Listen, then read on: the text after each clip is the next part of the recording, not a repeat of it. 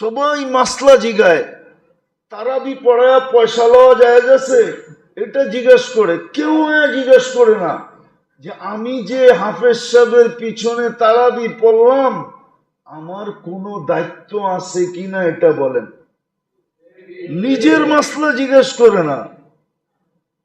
সবাই সারাদিন খালি ইমাম সাহেবের ভুল টোকা দেয়, তালাশ করে, নিজেরটা তালাশ করে না। খালি মোল্লাগো দোষ দেখে, নিজেরটা দেখে না। তো পুরান কাহিনী মনে উঠছে, স্যার বলে ছাত্ররে কইছে গাধা। তো ছাত্র আসিল, কয় স্যার আমি গাধা না, আপনি গাধা। কয় কেন, আমি গাধা হইলাম কি করে? কয় স্যার হাদিসেই তো আছে মুসলমান মুসলমানের আয়না, আমার আয়নার ভিতরে আপনার চেহারা দেখছেন তো, তো গাধার মতো দেখছেন, এই জন্য আপনি মনে করছেন আমি গাধা, আসলে আমি না, আপনি।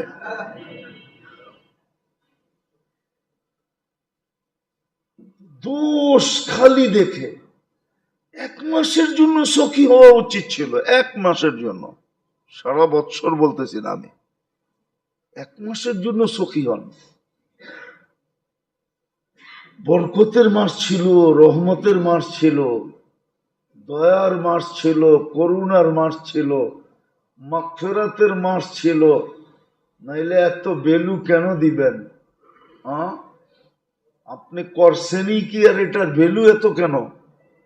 আপনার আমার কোয়ালিটি কি বলেন? আপনার আমার আমলের কোয়ালিটি কতটুকু বলেন? আপনি বুকে হাত দিয়া বলেন আপনার নামাজের কোয়ালিটি কিরকম? সাহাবাদের মতো, ঠিক না? আচ্ছা, রাসূলুল্লাহ সাল্লাল্লাহু আলাইহি ওয়াসাল্লামটা বাদ দিলাম, সাহাবাদের মতো তো? তাবেই, তাবে তাবেই, আইম্মায়ে মুজতাহিদিন, আল্লাহওয়ালা। আপনি